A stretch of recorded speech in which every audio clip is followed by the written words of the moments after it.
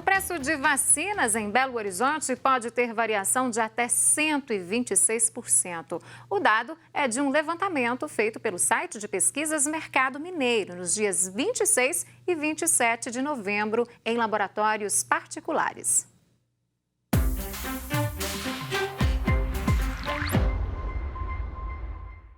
Nós temos a vacina HPV bivalente, a dose custando de R$ 260 até R$ 589, com a diferença de 126%.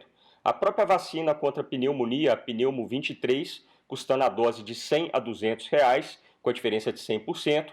A vacina que protege da meningite C, custando hoje de R$ 150 até mesmo R$ 390, uma diferença bem significativa.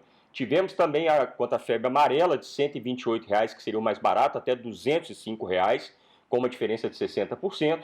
Outra vacina que chamou também bastante atenção foi justamente a vacina tríplice viral, que nós encontramos de R$ 90 até R$ 140, com a diferença de 55%.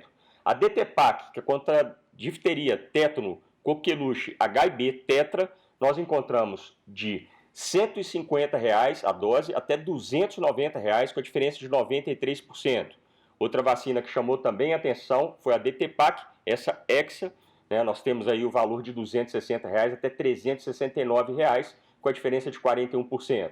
O que chama também a nossa atenção nesse momento são os aumentos das vacinas em relação ao mês de janeiro pelo preço médio.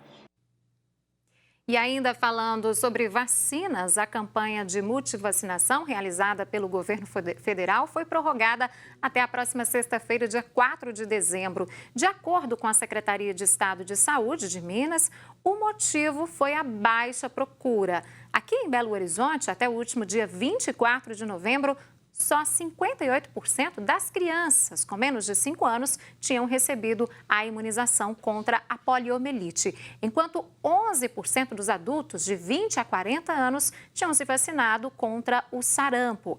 A secretaria divulgou que a meta da campanha nacional de vacinação é atingir 95% do público-alvo. Aqui em BH, a aplicação ela é realizada de segunda a sexta-feira nos centros de saúde do município de forma gratuita. De acordo com a Prefeitura, todas as unidades estão abertas e preparadas para atender a população de forma segura. Bom, falando em segurança, gente, com o período de chuva, cresce a preocupação com os riscos de alagamento e desabamentos. E aumenta também a necessidade de maior vigilância de áreas de riscos, como encostas, barrancos e margens de rios.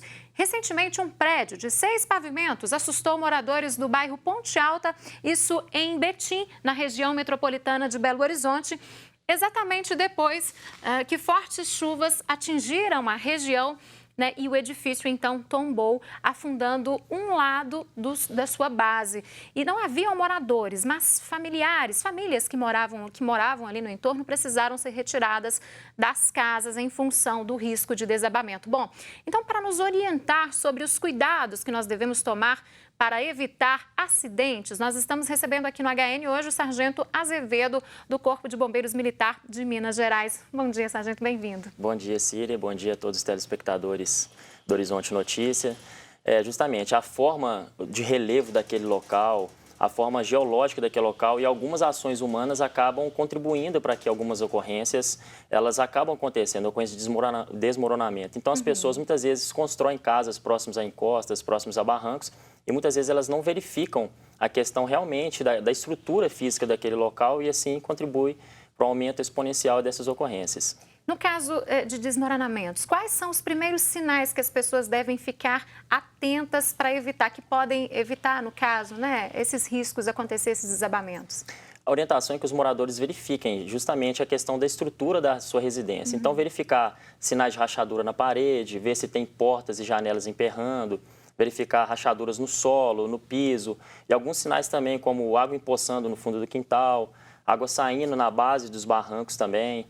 E também uma ótima orientação para verificar se tem algum tipo de risco é a relação da inclinação de árvores e postes em relação àquele imóvel ou então àquele terreno. Percebendo isso, algum desses sinais, a quem essas pessoas devem comunicar, sargento? Primeiramente, é comunicar a Defesa Civil e ao Corpo de Bombeiros, a Defesa Civil pelo número 199 e o Corpo de Bombeiros pelo número 193. Então, o órgão competente daquele estado vai chegar até aquele local, vai realizar um tipo de vistoria, né? Somente neste ano, de janeiro a novembro, o Corpo de Bombeiros realizou aproximadamente 4.050 ocorrências de vistoria e atuando em 451 ocorrências diretamente, seja na retirada de vítimas dessas casas ou então atuando no salvamento de pessoas que acabaram ficando debaixo desses escombros. Quanto antes esse comunicado for feito, melhor.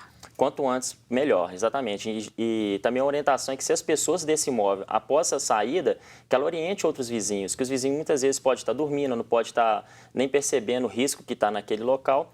E justamente isso, a pessoa verificou o risco que ela possa sair imediatamente. Muitas vezes as pessoas têm medo de perder os seus bens, aquilo tudo que ela conquistou durante a vida, e ela acaba permanecendo naquele local, e é justamente aí que tem um risco. Ela pode ser pega de surpresa, as portas de saída ela pode ser interrompidas, então até a atuação rápida ali pode ser praticamente impossível. Então a orientação é sempre sair imediatamente. É importante que haja uma comunicação eficiente entre os vizinhos, portanto, né? Exatamente. A pessoa que verificou primeiramente que ela possa retirar as vítimas ali, o seu animal de estimação rápido, não ficar preocupando em pegar outras coisas e assim, logo após isso, avisar os seus vizinhos, né? Avisar as pessoas que estão próximas àquele local em relação aos desmoronamentos, deslizamentos de uma forma geral. A gente presencia também nessa época do ano alguns casos de alagamento de casas, apartamentos. O que pode ser feito para evitar essa situação, sargento? Instalação de calhas nos telhados, verificar se tem algum tipo de vazamento em reservatórios, em caixas de água, verificar também a questão de água empoçada no fundo do quintal. Todas essas ações justamente são uma forma de mitigar, né? Uma forma de evitar que esses tipos de ocorrências aconteçam. Tá. Em relação a deslizamentos de terras, pessoas que moram próximas de áreas de encostas, quais são os cuidados mais comuns que as pessoas devem ter? As pessoas devem verificar, nesse período de chuva, o risco aumenta, mas não só nesse período, né? Então, aquela área, ela absorve muita água, então o período de chuva passa e a pessoa acaba percebendo que não vai ter mais deslizamento, e é justamente aí que a pessoa pega de surpresa. Então, realmente, as pessoas verificaram a estrutura daqueles barrancos, daquelas encostas próximas, a questão de nível de água próximos aos rios, né? Então, qualquer tipo de alteração dessa que a gente mencionou no início da nossa conversa, a questão de inclinação da árvore, dos postes, qualquer tipo de indício, a pessoa realmente ela deve procurar o Corpo de Bombeiros e a Defesa Civil. Então, esse é um grande engano, né? Que as pessoas às vezes imaginam que o risco ali de desmoronamento, de encostas e tudo mais, está no período chuvoso, no período que está chovendo muito. Mas esse pós-período é muito importante que todos fiquem atentos. Exatamente. As pessoas tendem a pensar que os deslizamentos, desmoronamentos só acontecem nesse período de chuva, né? Então, só que muitas vezes a água ela consegue absorver a terra absorve muita água. Então, passou esse período de chuva, a terra ainda tem essa grande quantidade de água e a partir disso ocorrem os deslizamentos, desmoronamentos de uma forma geral. Agora, a gente percebe também registros de ventos fortes em algumas épocas do ano, né? No caso de destelhamento ou de risco de destelhamento de casas ou às vezes até de algum estabelecimento comercial, qual é a orientação do Corpo de Bombeiros para as pessoas que moram ali ou que estejam ali neste momento? Sim, a principal orientação do Corpo de Bombeiros é realmente tentar manter a calma naquele momento, né? Por mais que seja difícil, a pessoa está desesperada, está assustada, tentar manter a calma e verificar se tem alguma possibilidade dela sair daquele local com segurança. E se mesmo ela não verificando que não tem jeito, que ela procure um local coberto. Ela vai para debaixo de uma cama, vai para debaixo de uma mesa ou então para um outro cômodo que ainda não foi destelhado. Tá certo. Sargento, agradeço muito a sua presença e as orientações para todos que estão nos acompanhando. Um bom dia e até uma próxima. Bom dia. Bom, e o Horizonte Notícia de hoje fica por aqui. Você pode acompanhar esta edição no site da TV Horizonte, também nas nossas redes sociais. Amanhã nós estaremos de volta no mesmo horário, às 8h30 da manhã. E eu espero todos vocês. Até lá, fiquem com Deus. Tchau, tchau.